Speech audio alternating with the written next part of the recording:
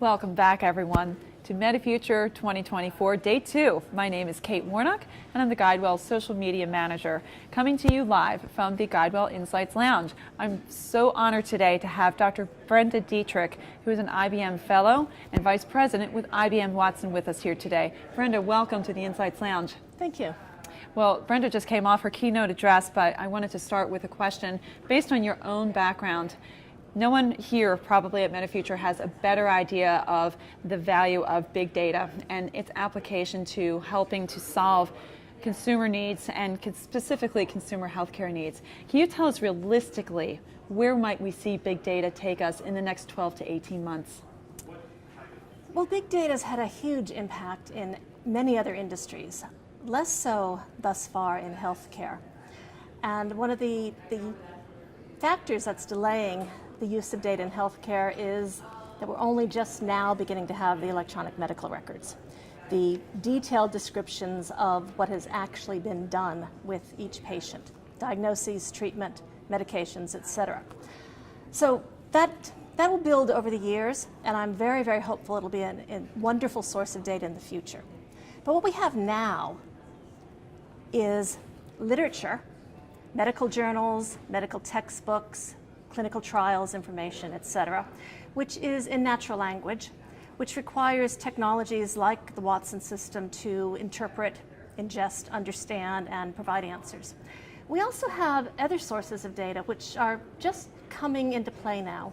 All of the devices that people attach to their body to keep track of their exercise, their sleep, their breathing, their glucose level, these are sending off a constant stream of data, which I think is going to be another wonderful source for understanding how actions, activities, etc., correlate with outcomes. And then there's a third source of data, which I'm not sure how to address now, but I think we need to start thinking about, which is all the social media information that's coming out, all the things people post, blog about, ask questions of their friends and neighbors about. Online, of course. People out there seeking other people's opinions.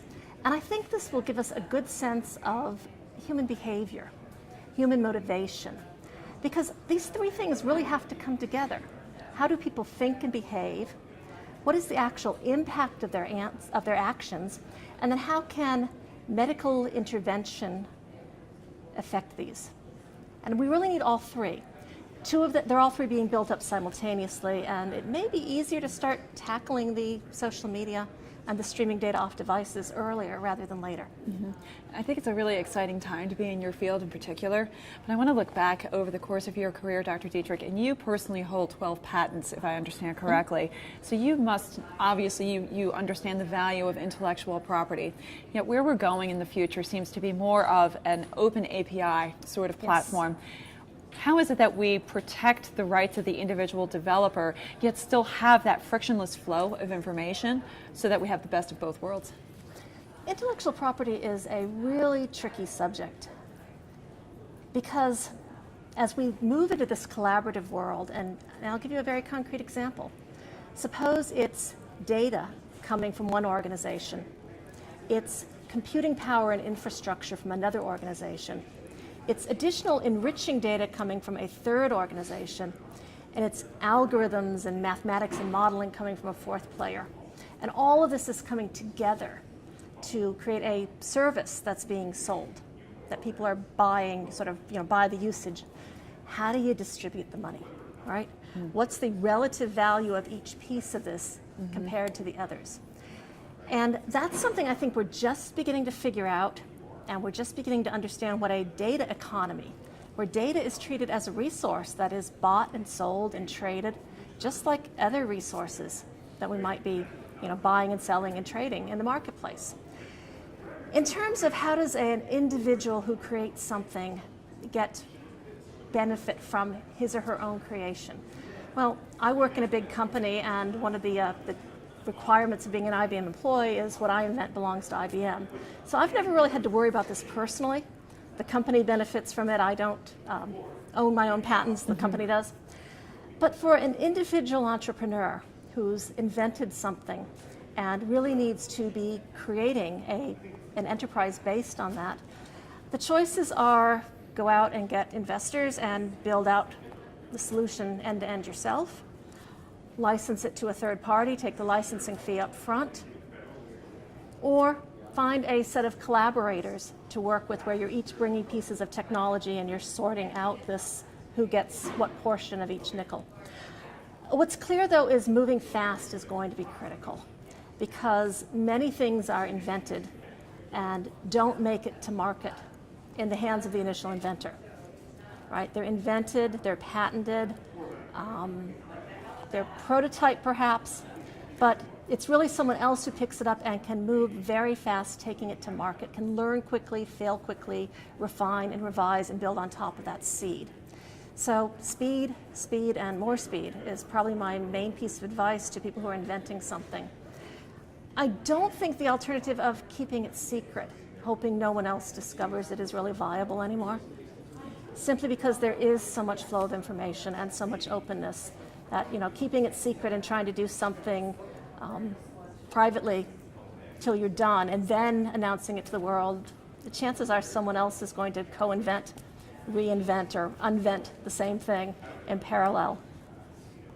So those are the choices. It's a tougher world now. Well, I think that with so much of the conversation here at MediFuture this week, it really has been around collaborating with the right partners. And so I think you really surface a very interesting issue that's maybe not been front and center here. We've been really talking about the consumer focus, but truly the people that are involved with this is really at the core of what they're doing. So I think that's an important conversation for us to have, and I appreciate your insights on that. And my final question for you, Dr. Dietrich, I would love for you to address there's a rising population of girls who are considering a STEM career, and some still have that reticence of being the only girl in the class. How is it that you would advocate or tell them to have the courage to take that step and move into a career similar to the one you have? Being the only girl in the class, you bring back lots of high school and college memories there. Do what you are passionate about, what you enjoy, and what can make a difference. And when I was coming up through college and even graduate school, the number of careers that could have impact on the world at large that were based on mathematics or statistics or some numeric dimensions of computer science were very small. I think my professors assumed I would grow up to be a professor and influence only those who I taught. I think now with the underlying technology that we have, the ability to capture data, analyze data, make decisions based on data, and flow recommendations out to the general public through this wonderful thing called the internet, the opportunity to use science and mathematics to really change the world is far greater now than it was when I was coming up through college and graduate school. And I really think the big breakthroughs in improving quality of life, quality of health, equality are going to come from the use of data and analysis of it. So it's a chance to change the world. And if you keep those goals in mind, the fact that you might still be the only girl or one of 3 or 4 in a class of 20, it's only for a few years, right? You'll get through college, you'll get through graduate school if that's where you go. You'll face probably similar demographics in the workplace, at least initially. So, view this all as a training experience for having a really rewarding and fulfilling career in this field. Well, I think you make I don't think there's a more compelling argument to say that you can change the world with the choice of your career. So with that, Dr. Dietrich, I want to thank you so much for being with us here today in the GuideWell Insights Lounge.